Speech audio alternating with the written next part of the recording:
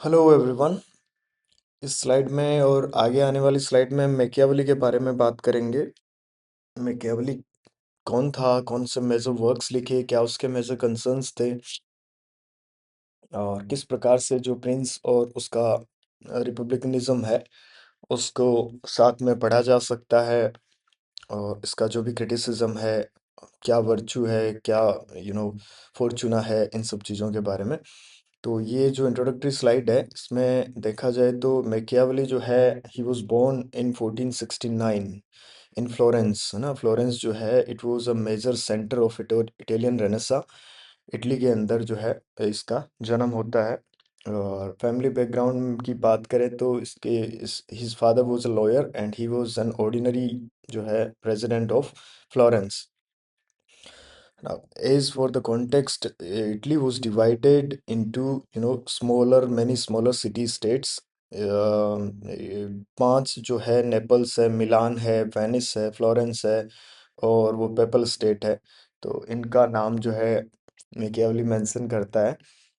अब इसका एम ये था मैकियावेली का कि unification of the entire country, आसपास के जो मेजर कंट्रीज थे, ब्रिटेन था, फ्रांस था, उनकी तर्ज पर इटली को भी यूनाइट करना। That was his am basically. France और स्पेन की तरह और ब्रिटेन की तरह जो है इटली को भी यूनिफाई किया जाए। एजुकेशन की जहाँ तक बात है, he received an excellent humanist education. Humanist मतलब कि human is the measure of everything a man can do. उसके जो क्लास है, उसका जो बहुत सारी चीज़ें हैं वो बाद में है।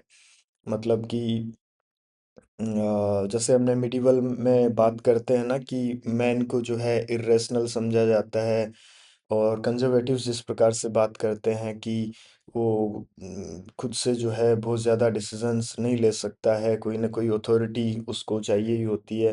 पर ह्यूमनिज्म ये सिखाता है कि इंसान जो खुद से भी बहुत ज़्यादा बहुत सारी कुछ चीज़ें कर सकता है। इसके बारे में और डिटेल में हम आगे बात करेंगे।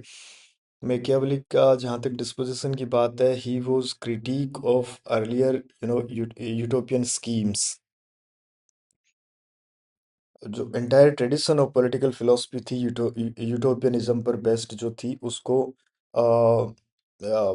उसको मैकियावेली क्रिटिसाइज करता है, और ये बहुत ज़्यादा मतलब स्टार्क रूप से हमें देखने को मिलता है। इसको मतलब बहुत अच्छे से पढ़ने की हमें ज़रूरत है। मैकियावेली जो है he was also a Republican thinker. जो नियो रोमन पॉलिटिकल थियरिस्ट है, जैसे फिलिप पेटिट है, ये रिपब्लिकन लिबर्टी की जो बात करते हैं। क्विंटन स्किनर है, क्विंटन स्किनर का बहुत ज़्यादा काम है मैकियावेली पर। विरोली है। ये जो है मैकियावेली के राइटिंग में they find inspiration for republicanism also. और मैकियावेली जो कॉन्टेक्स्ट की बात कर ही रहे थे, Machiavelli was child of his time.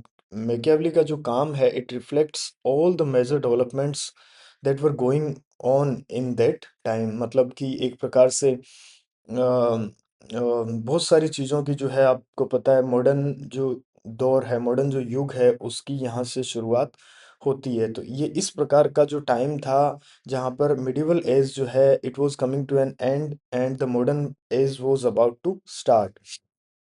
Hobbs थोड़ा सा अलग है। हॉब्स के टाइम पर मतलब चीज़ें और ज़्यादा बदल जाती है, पर मैकियावेली जो है वो he stood on the verge of modernity, है ना। मतलब ना ही तो वो मिडिवल एज है, ना ही वो पूरी तरीके से मॉडर्न एज है ना। उसके जो कंसर्न्स थे, ये वो किस सेंस में मॉडर्न होता है, मॉडर्न इन द सेंस कि भैया उससे पहले जो है आपको पता है कि जो थियोलॉजिकल बेस्ड सारी की सारी राइटिंग्स होती थी, और ह्यूमन नेचर के बारे में भी उसको जो है क्रिश्चियनिटी और ये जितने भी रिलीजन्स है वो पायस और काइंड हार्टेड, दयालु और इस प्रकार की बात करता था। मैकियावेली जो in the stark opposition to it human nature को बहुत अलग तरीके से प्रोजेक्ट करता है, और स्टेट को भी बहुत अलग तरीके से देखता है। At the same time he speak of double standard of morality. तो इस प्रकार से मतलब बहुत सारी चीज़ें जो है मैकियावेली अलग इंट्रोड्यूस करता है। Plus he also try to you know separate church and state, जो जो कि पूरी तरीके से कभी नहीं हुआ था। ऑल्दो थॉमस एक्विनास जो है वो भी बात करता है कि भाई टेम्पोरल जो स्फेयर्स है वो अलग है, और वो जो अलग है दोनों को थोड़ा सा डिवाइड करने की कोशिश करता है, पर ओवरऑल जो है पॉलिटिकल या फिर politics was under the influence of religion. तो he tried to separate church and state, and he also gave primacy to the national interest, है ना, कि भैया नेशनल इंटरेस्ट जो है या फिर स्टेट का जो इंटरेस्ट है दैट इज सुप्रीम। ये बात भी पहले कभी इतने अच्छे तरीके से नहीं बोली गई थी। Machiavelli was also father of political realism in the sense that he explained politics as it is rather than as it ought to be। कि क्या होना चाहिए ये अलग बहस है, क्या है पॉलिटिक्स, है ना, politics is the struggle for power, politics is cruel battlefield, है ना, इस प्रकार की जो चीजें हैं, it is rather than ought to be। And he said that politics is nothing but the struggle for power, and for that matter he also interpreted state as a power system। जहाँ तक major works की बात है, Machiavelli जो है ये इसका magnum opus है। 1513 में he wrote the Prince. It was publish posthumously in 1532। Originally जो है ये इसका जो वर्क है, it was written for Giuliano de Medici, है ना। पर बाद में जो है उसकी डेथ के बाद में मैकियावेली ने इसका डेडिकेशन चेंज कर दिया, and he dedicated it to the Lorenzo Medici. जो है ये रूलर्स थे, मेडिची रूलर्स। इटली में क्या है कि रिपब्लिकनिज्म आता है, कभी कभी मोनार्की आती है, वापस से रिपब्लिक बन बन जाता है। इस प्रकार का जो मतलब ये जो साइकिल ऑफ चेंज है ये चलता रहता है, जो प्लेटो उस टाइम से ही शुरुआत से ही बात कर रहा होता है उसकी। And then he wrote the discourses, है ना, इसका टाइटल थोड़ा लंबा सा है, discourses on the first 10 book of Livius. इसमें जो है ये रिपब्लिकनिज्म की बात करता है, creation of an empire of free citizens. फिर ये 1521 में आर्ट ऑफ वॉर लिखता है, फिर ये हिस्ट्री ऑफ फ्लोरेंस लिखता है। तो ये कुछ मेजर वर्क्स है। और इसकी राइटिंग्स जो है वो बहुत ज़्यादा अनसिस्टमेटिक, इनकंसिस्टेंट और कभी कभी सेल्फ कॉन्ट्राडिक्टरी भी होती है, क्योंकि प्रिंस में ये पूरे अलग प्रकार से बात करता है, और डिस्कोर्सेस में ये पूरी की पूरी अलग प्रकार की गवर्नमेंट की बात करता है। इसी वजह से सबाइन या फिर कोई एक थिंकर है वो बोलता है कि he gave two theories, one for the revolution and one for the government, की भैया इस प्रकार से जो इतनी मतलब इतना कॉन्ट्राडिक्शन उनमें देखने को मिलता है। पर बाद में कई थिंकर्स है वो ये भी बात करते हैं कि भैया पहले जो है the country was divided and the people were not virtuous, so it required a prince who can fix this, मतलब unite the country as well as जो है डर से और से make can make the people moral, not moral actually moral and virtuous। हाँ, virtue and morality are somehow clubbed together। और जब ये हो जाए तो फिर it is necessary in the मतलब लिबर्टी के फेवर में, in the favour of liberty, that the state should be a republican state. जहाँ तक कंट्रीब्यूशन की बात है, तो Machiavelli was sent on a lot of diplomatic missions. तो डिप्लोमेसी और थियरी ऑफ वॉरफेयर जो है उसमें इसका बहुत ज़्यादा कंट्रीब्यूशन है, and he also used history to make his arguments, utilised history in fact. तो हिस्टोरियोग्राफी का जो है उसका भी लेकर के इसका बहुत बड़ा कंट्रीब्यूशन है।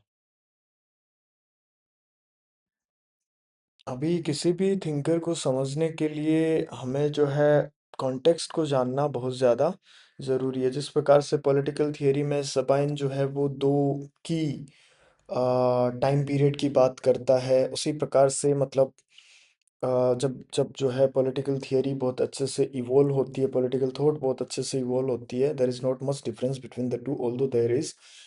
तो कॉन्टेक्स्ट मतलब एवरी थिंकर जो है, कोई भी थिंकर है, he is not writing in the vacuum, मतलब कि उसके सामने कुछ नहीं हो। एक पोइट्री होती है और होता है कुछ भी होता है फॉर दैट मैटर। तो पोइट्री तो चलो थियरी से बहुत ज़्यादा अलग है, पर पर विदाउट कॉन्टेक्स्ट मतलब आपके सामने कोई ना कोई समस्या है, and you are trying to address it, that is also a task of political theorist. तो अब क्या समस्या होती है, उस समस्या को जाने बिना we we can not know why Machiavelli is writing whatever he is writing, है ना, and whatever he is saying. तो पहले हमें वो जानना बहुत ज़्यादा ज़रूरी होता है, उस टाइम का जो बहुत पॉलिटिकल हिस्टोरिकल, नहीं, थोड़ा सा हिस्ट्री, थोड़ा सा पॉलिटिकल कॉन्टेक्स्ट, थोड़ा सा इकोनॉमिक कॉन्टेक्स्ट और थोड़ा सा सोशल कॉन्टेक्स्ट, की किस प्रकार की सोसाइटी है, किस प्रकार की इकोनॉमी चल रही होती है, और क्या वहाँ पर पॉलिटी या फिर पॉलिटिकल एस्टेब्लिशमेंट कैसा है, किस प्रकार के उसके वैल्यूज़ है और पॉलिसीज़ है। तो ये चीज़ें जानने के बाद ही we can really, okay sorry, so we were talking कि हाँ, जो भी थिंकर है he responds to the context, not only to the context, है ना, उससे बाहर निकल करके वो कोई ना कोई रास्ता दिखाने की भी कोशिश करता है। तो द पॉलिटिकल कॉन्टेक्स्ट की जहाँ तक बात है, Italy was divided. On the one hand there was there were large landed states of the country side, है ना, मतलब, और दूसरी तरफ कुछ सिटी स्टेट्स होते हैं। ये जो लैंडेड स्टेट्स है, मतलब एक प्रकार से सामंती व्यवस्था जो थी, it was under the Roman rule. और जो सिटी स्टेट्स थे, ये जो है, मतलब they were vigilant of their independence, मतलब ultimately they were also under the Roman rule, पर उनके अंदर का जो गवर्नमेंट था वो somehow it was on the line of republic. तो ये जो सिटी स्टेट्स होते हैं, they were vigilant of their independence both from the Holy Roman emperor as well as the Roman Catholic church. और ये कौन कौन से सिटी स्टेट्स थे? नेपल्स था, मिलान था, वेनिस था, फ्लोरेंस जहाँ का इटली था, जहाँ का वो इटली नहीं, सॉरी, मैकियावली था, और ये पेपल स्टेट जो होता है, मतलब जहाँ पर पोप बैठता है ना, ये सारे के सारे जो है। लेकिन ये एक समस्या चल रही थी, there were slow weakening of these republican institutions in these city states। ये एक तो ये प्रॉब्लम चल रही थी, दूसरा इटली जो है डिवाइडेड भी था। तो मतलब कहीं ना कहीं दोनों ही कंसर्न्स जो है मैकियावेली के दिमाग में होते हैं। पहला तो ये कि इटली को यूनाइट करना under a single monarch on the line of France and Spain. और दूसरा जो था कि किस प्रकार से ये इरोजन जो है इन रिपब्लिकन इंस्टीट्यूशंस का, वो रोका जाए। तो पहला काम जो है मैकियावली प्रिंस में करता है, और दूसरा काम मैकियावली डिस्कोर्सेस में करता है। इस प्रकार से भी हम इसको देख सकते हैं। ये रिपब्लिक्स जो है, these were of course surrounded by the large kingdoms, तो कभी भी इनको अटैक किया जा सकता था, कभी भी इनको अपने ये जो लार्ज किंगडम्स थे वो अपने आप अपने साथ में क्लब कर सकते थे, क्योंकि छोटे थे भैया ना। एंड यहाँ पर जो लिबर्टी है in these republics, in these city states, ये यहाँ पर liberty was defined in terms of rule by the people of the city rather than by the selected few। तो इस प्रकार की सी जो है व्यवस्था रहती है, ये पॉलिटिकल कॉन्टेक्स्ट रहता है, और इस प्रकार से मैकियावली इनको जो है रिजोल्व करने की कोशिश करता है। तो फ्लोरेंस की जहाँ तक बात है, या फिर सारे के सारे सिटी स्टेट्स में ले लो, there were many set of institutions उस टाइम में। फ्लोरेंस जो है, it was under a republican government since a very long time. जब और बाद में मेडिची फैमिली आता है, वो वापस से मोनार्की जो है स्टेब्लिश कर देता है। इस प्रकार से वहाँ पर टसल ऑफ पावर है वो, कि भैया लोगों का रूल रहे या फिर एक मोनार्क का रूल रहे, वो चलता रहता है। तो ट्वेल्थ सेंचुरी में there was this institution of Podesta, ना, पोडेस्टा क्या होता है? मतलब ये कहीं ना कहीं, मतलब क्या चल रहा होता है वो हम थोड़ा सा जानने की कोशिश करते हैं। कई बार जो है इस प्रकार के क्वेश्चंस भी पूछ लिए जाते हैं, हु वाज द पोडेस्टा, किससे कंसर्न था, किस चीज से रिलेटेड था। तो Podesta was an official from another city, जो कि फ्लोरेंस को गवर्न करता था। अनदर सिटी से होगा तो क्या होगा कि उसको वो, आज भी जैसे होता है ना कि एक कोई आईएएस है, कोई और है, उसको 3 साल से ज़्यादा जो है उसको अपना होम डिस्ट्रिक्ट नहीं मिले, उसको 3 साल से ज़्यादा किसी भी डिस्ट्रिक्ट में जो है चुनाव के टाइम में और इस प्रकार से नहीं रखा जाए, उसी प्रकार से। तो ये जो है सिटी के अफेयर्स को रन करता था फॉर 6 मंथ्स, और उसके बाद में इसको रिप्लेस कर दिया जाता था। तो इस प्रकार का जो था ये पोडेस्टा था, मतलब एक प्रकार से एग्जीक्यूटर था। And Podesta ruled with the help of people's council. और 6 महीने में इसको ऑडिट भी सबमिट करना होता था पीपल्स काउंसिल, जो एक प्रकार से लेजिस्लेचर का काम करती थी, उसके सामने। फिर जो 14th सेंचुरी है उसके अंदर rule of Podesta was replaced by rule of, ये साइनोरी सिग्नोरी जो भी बोलेंगे इसको। सिग्नोरी जो था ये तो एक आदमी था, कोई पोडेस्टा जो एक आदमी होता था। सिग्नोरी जो होता था ये एग्जीक्यूटिव बोर्ड होता था एक, है ना। इसकी पावर्स जो थी वो मच मोर ऑथोरिटेरियन थी देन द पोडेस्टा। लेकिन फिर भी जो इसकी एग्जीक्यूटिव अथॉरिटी है उसके ऊपर कुछ चेक्स बने हुए थे, मतलब, है ना। उसके बाद में जो है 1434 में ये कुछ न कहीं ये रिपब्लिकन इंस्टीट्यूशंस की श्रेणी में ही आते हैं, बोथ पोडेस्टा एंड सिग्नोरी। ये एक प्रकार से एग्जीक्यूटिव बोर्ड्स थे, दोनों के दोनों एग्जीक्यूटिव का काम करते थे। जो असल जो डिसीजन मेकिंग पावर्स जो थे वो, जो रूल मेकिंग पावर्स थे वो पीपल्स काउंसिल में ही होते थे। तो 1434 में मेडिची रूल वाज एस्टेब्लिश, तो मतलब एक प्रकार से मोनार्की आ गई, और जो सारे के सारे चेक्स और वो जो थे, Medici rule did away with them. ठीक है, तो क्योंकि ये तो मोनार्की है भैया ना, मोनार्क अपने हिसाब से ही चीजों को रूल करता है। उसके बाद में 1494 में जो है रिपब्लिक वाज री एस्टेब्लिश्ड, है ना। तो यहाँ पर ये 1494, अब जो मैकियावली इस टाइम पर जो है होता है, कम से मतलब 30 35 जो भी 40 साल का होता है। तो यहाँ से वो अपने करियर की भी शुरुआत करता है। He got first job as a bureaucrat, है ना। उस टाइम ये he was of 29 years old. तो यहाँ पर भी इस जो रिपब्लिक में दो प्रकार के इंस्टीट्यूशंस होते हैं। एक तो ये कंसीलियो ग्रांडे, है ना, इसको बोलते हैं ग्रेट काउंसिल, जो एक प्रकार से लेजिस्लेचर का काम करता है। इसमें 3,000 से ज्यादा सिटीजन्स जो है वो पार्टिसिपेट कर सकते थे।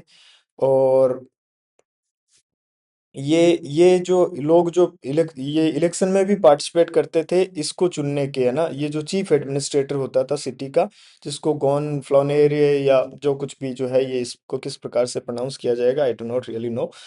तो ये जो कुछ दो मेजर इंस्टीट्यूशंस थे इस रिपब्लिक के, एग्जाम में कई बार इस प्रकार के कीवर्ड्स या फिर वर्ड एसोसिएशन जो है पूछे जाते हैं।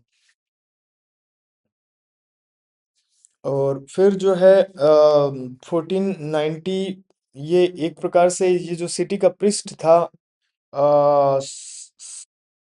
सावनोरोला, और ये पिएरो सोडेरनी, ये दो प्रकार के लोग और होते हैं। एक एक जो है वो इसका चर्च का जो है प्रिस्ट होता है, और दूसरा जो है जो पिएरो सोडेरनी है वो एक प्रकार से सेक्युलर लीडर होता है।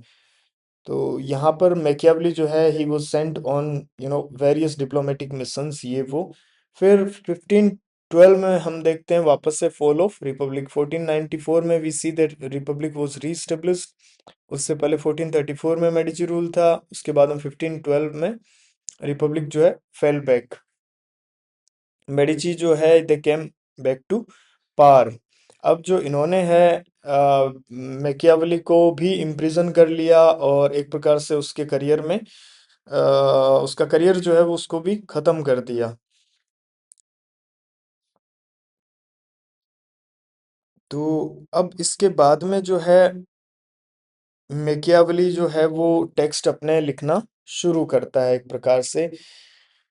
और यहाँ से उसके पॉलिटिकल आइडियाज़ की, पॉलिटिकल थियरी की उसकी शुरुआत होती है।